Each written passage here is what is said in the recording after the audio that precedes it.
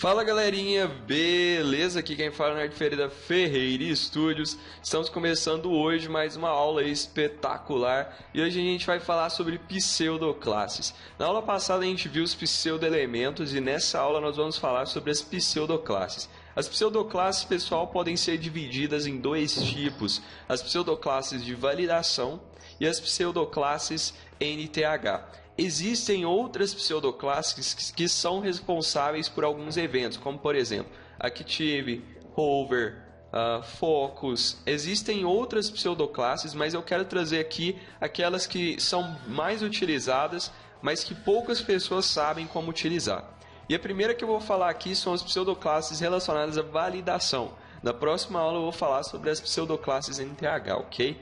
Então como que a gente vai fazer isso, pessoal? Primeira coisa, eu quero utilizar, na verdade, eu quero mostrar para vocês a pseudoclasse que muda a cor de um campo, que é obrigatório. No meu caso, eu vou mudar a cor, mas você pode utilizar a ação que você queira. Então, muda o estado de um campo obrigatório.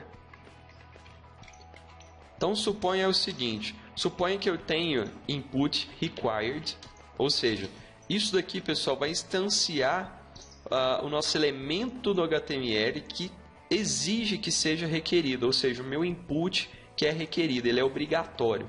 E a gente pode fazer uma ação pelo CSS aqui. Então, por exemplo, eu quero um background color yellow. E agora eu venho aqui no meu input, no minha body aqui do meu HTML, e eu posso escrever input type text, e eu posso colocar required. Então aqui eu vou escrever campo requerido. Quando eu der um Ctrl S, eu estou utilizando o Sublime, mas você pode estar utilizando o editor que você queira. Eu vou vir aqui no meu navegador, no meu localhost, e dar um F5. Olha o que ele vai fazer. Como ele percebeu que o meu input é um campo requerido, é um campo obrigatório, ele vai aplicar a minha estilização para o input required. Muito doido, não? Então se eu tirar, olha só, e dar um Ctrl S, ele volta para o estado padrão, que é o branco mesmo. Muito legal. Além do input required, pessoal, a gente tem também um outro validador que uma outra pseudoclasse que vai verificar se esse input é realmente válido. Ou seja, ele vai mudar o estado de um campo que é válido. Muito maneiro, não? E como que a gente faz isso? Eu vou vir aqui e vou escrever input. Vamos utilizar aqui aquele método que eu ensinei na aula passada, ou seja, input type email. E aqui, validity, ou seja, quando o input do tipo e-mail for válido, o que eu vou fazer? Eu vou dar um border de 2 pixels solid green. E aí, vamos vir aqui agora no nosso input do HTML5 e vamos escrever input type email e vamos colocar um value que seja um campo, na verdade, vamos tentar fazer com um e-mail válido. Então, vamos supor que seja meu e-mail. Vamos colocar um sinal de igualdade. Vamos supor meu e-mail @hotmail.com. E aí aqui eu quero que esse input seja válido. Ou seja, ele vai pegar aqui no meu input o tipo e-mail, e se ele for válido, ele vai adicionar uma border de 2 pixels solid green. Quando a gente der um F5, olha o que ele fez. Como o meu input do type e-mail é válido, ou seja, eu tenho um e-mail válido, ele vai ficar verde. Olha que bacana, muito legal, não? E a gente também pode fazer para aqueles casos em que esse campo não seja um campo válido. Ou seja, como que a gente pode fazer isso? Se a gente vier aqui na nossa estrutura do CSS, a gente pode copiar isso daqui, ok? E simplesmente, vamos colocar aqui, ou inválido, vamos colocar invalid. E olha o que ele vai fazer. Vamos colocar red. E vamos remover agora o nosso e-mail. Vou escrever aqui, Leonardo Ferreira. Ou seja, é um valor de e-mail que não é válido, porque a gente está utilizando o type e-mail e ele tem que ser naquele padrão. Seu e-mail, arroba, ou no seu caso, seu serviço, ponto, alguma coisa. E se eu escrever somente uma string, ou seja, o meu nome sem nenhuma referência ao e-mail, olha o que ele vai fazer. Então ele vai ser inválido. Ele vai ficar vermelhinho para nós. Então o input type e-mail invalid vai deixar o campo com uma ação de inválido. Ou seja, toda vez que o campo for inválido, você pode mudar a ação dele pelo invalid da pseudoclasse, entendeu? Então você usa a classe valid para validações positivas e invalid para negativas. Muito legal, não? A gente pode utilizar isso daí para manipular as nossas formatações, os nossos formulários. Ou seja, quando o usuário submeteu o formulário, você pode validar ele usando essas pseudoclasses. Muito louco. Uma outra coisa que eu quero ensinar para vocês é o input checked. O que a gente pode fazer com o input checked? Suponhamos que a gente tem o seguinte, um height de 50 pixels e um width de 50 pixels. Vamos colocar mais ou menos assim. E aí eu vou criar aqui na minha estrutura da body, dentro da minha estrutura da body, um input type radio. E aí eu vou atribuir ao radio um checked igual a checked. Ok? E aí eu vou colocar aqui estado checked. Ok? E olha o que ele vai fazer para nós. Ele capturou o meu input, que tem o value que ele é checado, ou seja, o meu input do tipo radio, que é checado, e ele vai atribuir uma estilização a esse checked. Olha que legal. Então ele atribuiu um height e um width de 50 pixels, tanto para a largura como para a altura. Muito legal, não? Então se você quiser manipular um estado de elemento checked, você pode utilizar o checked da pseudoclasse, ok? Muito legal esse também. Uma outra coisa que a gente pode fazer, pessoal, além do checked, é utilizar o input type igual a tell enabled. O que isso daqui vai fazer para nós? Eu vou comentar porque eu acho que fica mais fácil. O input com o estado habilitado. Ou seja, ele vai verificar se aquele input está com o estado habilitado. E se ele tiver, olha o que a gente pode fazer. A gente pode dar aqui um background green. E aí a gente vem aqui no nosso input. E aí a gente pode colocar aqui, vamos quebrar uma linha aqui, colocar um BR. E a gente pode colocar aqui um input type igual a tell e um value igual a habilitado. Neste momento eu vou colocar habilitado, ok? E depois eu vou quebrar outra linha aqui só para a gente visualizar. Vou dar um F5, olha o que ele fez para mim. Como o meu value é habilitado, ok? O meu atributo tell, por padrão, todos os inputs eles vão vir habilitados. Então ele vai capturar o meu input com o tipo tell, ok? Eu passei aqui para ele uma referência e vou dar um enable. Se ele for enable, eu quero um background green. E olha só o que ele fez para o botão habilitado. Ele deu um background green justamente porque ele já é enable.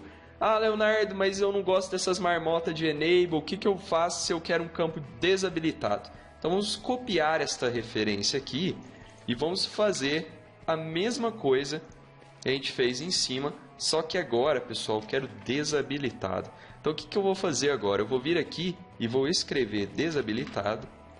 Não preciso desse value, eu só estou escrevendo para vocês entenderem melhor. E aqui eu vou dar um disabled. E olha o que eu vou fazer. Eu vou copiar isso daqui, vou jogar ele aqui para baixo. Então, no input type disabled, eu quero que ele não seja green, mas que ele seja red. Ou verdade, silver, porque ele é um campo apagado. E olha só o que ele vai fazer para nós. Ele capturou o input do tipo tell e vai dar um atributo de desabilitado a ele. Através do CSS a gente pode estilizar esse campo desabilitado. Muito da hora, não?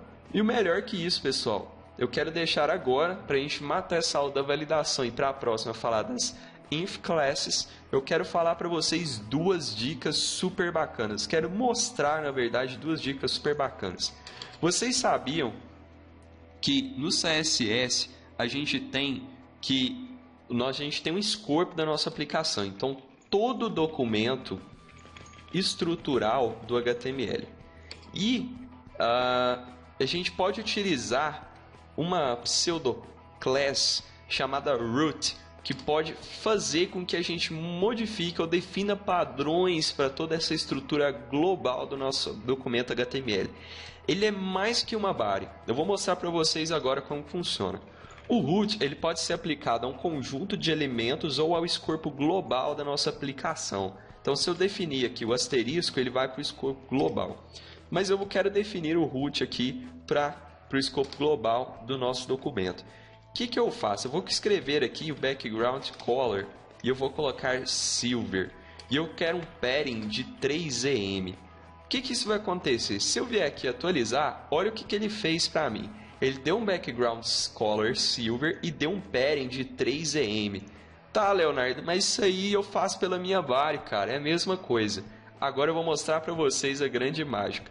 Então tá, se a gente faz pela nossa var, vamos tentar aplicar a var aqui então. Olha o que vai acontecer.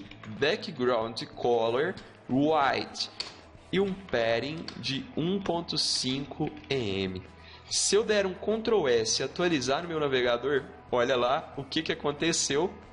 O root, basicamente, ele tem uma semelhança com a var, só que ele está por trás da var.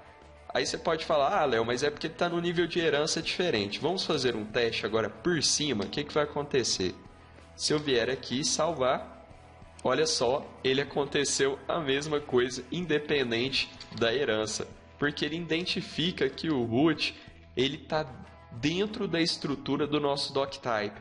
A var ela vai envolver o escopo do nosso HTML. Isso é muito maneiro, porque você pode definir padrões utilizando o root que às vezes você não quer utilizar na sua body como um todo, mas só para determinados blocos, só para determinadas áreas ou até mesmo para o escopo global. Se eu colocar o asterisco aqui e der um Ctrl S, tá lá, ele vai ter o mesmo resultado. Muito legal, não? E uma outra coisa muito bacana que pouca gente sabe é usar o target, pessoal, para gerar ancoragem, referências de ancoragem. Então, usando o target para trabalhar com estados de âncora. O que isso vai fazer? Suponhamos, pessoal, o seguinte. Eu vou vir aqui na minha estrutura do HTML. Ok? Eu vou vir aqui no meu HTML. E eu vou escrever aqui no meu HTML uma coisa bem simples, ok? Eu vou escrever um aside. Então, eu vou escrever aqui um aside. E vou dar uma class tabs.